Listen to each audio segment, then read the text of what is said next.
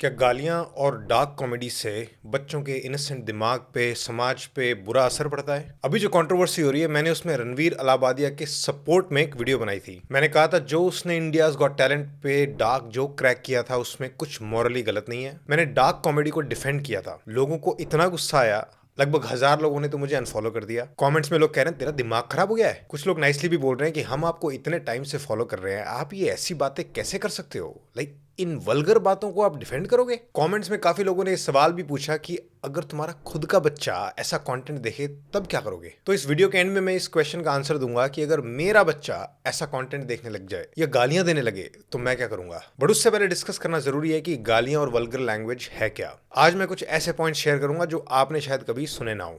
एक interesting question से शुरू करता हूं, सोचना अच्छे से। एक इंसान खड़ा है जिसने अभी अभी एक गाली दी है। अब बताओ वो चोर है या पुलिस वाला? कौन हो सकता है? एक और इंसान है जिसने अभी 10 मिनट पहले गाली दी थी।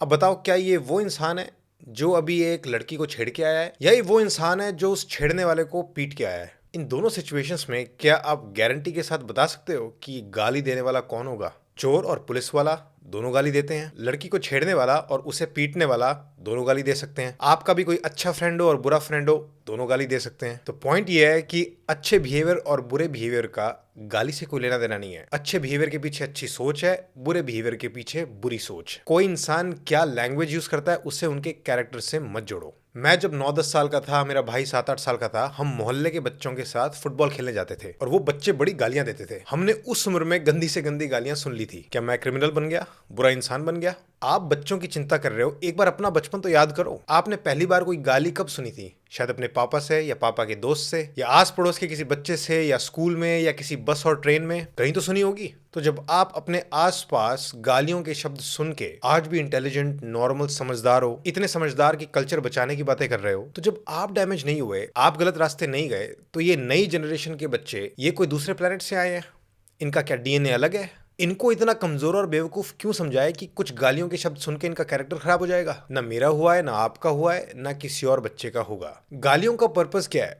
जावेद अख्तर ने इस पे काफी सही बात बोली है। So what is your perspective on कि कॉमेडी कॉन्टेक्स्ट में गाली देना चाहिए कि नहीं देना चाहिए? What do you think? आपको एक बात बताओ, उड़ीसा, बिहार और Mexico, anywhere in the world where there is party, people eat lot of chili because the food is bland. So they, just to get some taste, they eat chili. Gali is the chili of language. Wow. If you can speak good language and if you are witty enough, you don't need this chili. भाई If the conversation is bland, you will put some galis in it. Just to give it some energy. इतने poetically insult किया है sir आपने stand up comedians को। बुरा भी लग रहा है पर अच्छा भी लग रहा है थोड़ा सा। But it's true.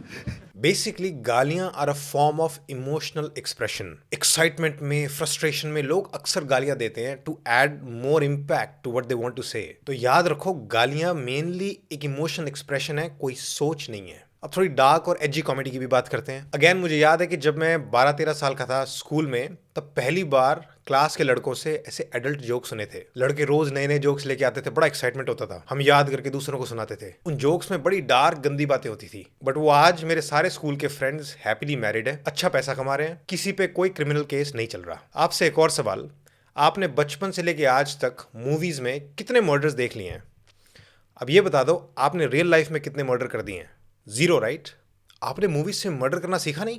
So the idea is कि हमारे ब्रेन में कैपेबिलिटी है कि वो डार्क कॉमेडी या डार्क स्टोरीज से एंटरटेनमेंट को फील करे and then go back to normal life as usual with no change in our morality और पर्सनैलिटी। ब्रेन कॉन्टेक्ट स्विच कर लेता है। बच्चे वीडियो गेम्स में एक दूसरे को तलवार से काटते हैं, वो जाके सड़क पे नहीं करने लग जाते। आपको गालियां नहीं पसंद, मत दो। गाली देने वालों से दूर रहो। आपको डार्क कॉमेडी नहीं पसंद, मत देखो। बट बैठे बैठे ये बोल देना कि बच्चे ये सब देख के जंगली जानवर बन जाएंगे, दैट इज बेसलेस। तो क्या मैं ये कह रहा हूं सबको गालियां देनी चाहिए, डार्क कॉमेडी करनी चाहिए? देखो, गालियां या dark comedy, these are simply a matter of choice and taste. क्या मैं रेकमेंड करूंगा तुम्हें कि तुम रोज हरी मिर्च खाओ?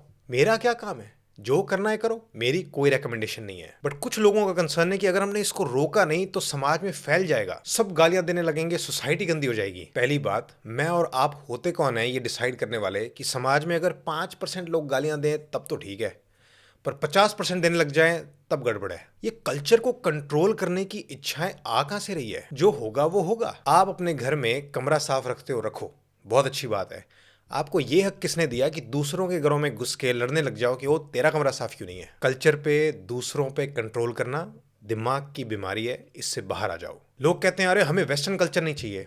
अरे भाई, वेस्टर्न कल्चर में भी इंसान ही तो हैं हमारे जैसे, डीप डाउन कोई फर्क नहीं है उनमें, और उन्हें उस कल्चर में बोलने की फ्रीडम ज्यादा है, तो वो लोग पागल नहीं हो गए, उनका समाज डूब नहीं गया। In fact freedom, health, happiness, safety के सारे इंडेक्स में हमसे बेटर ही होते हैं वो। तो ये पर्सनल फ्रीडम देने से उनका समाज नहीं डूबा, हमारा भी नहीं डूबेगा, चिंता मत करो। एक कंसर्न और आया कि डार्क जोक्स और डैंक कॉमेडी के नाम पे लोग सच में सेक्सिस्ट बातें करते हैं, गालियां दे के लोगों को बुली करते हैं। तो प्रॉब्लम यहां भी लैंग्वेज और उनके जोक्स नहीं है, द प्रॉब्लम इज उनकी एक्चुअल आइडियोलॉजी और आइडियोलॉजी से निकले हुए बिहेवियर। यहां भी सोल्यूशन ये नहीं है कि उनका मुंह बंद किया जाए, सोल्यूशन ये है कि उनको बेटर आइडिया से एक्सपोज किया जाए, उनकी सोच बदली जाए थ्रू कॉन्वर्सेशंस। और बातचीत करके किसी की सोच बदलना आसान नहीं है, बट रास्ता वही है। इस सारी कंट्रोवर्सी में इंडियाज गॉट लेटेंट का शो ही बंद हो गया, समय रैना ने सारे एपिसोड्स हटा दिए। अब क्या लोगों की सोच बदल जाएगी? Obviously not.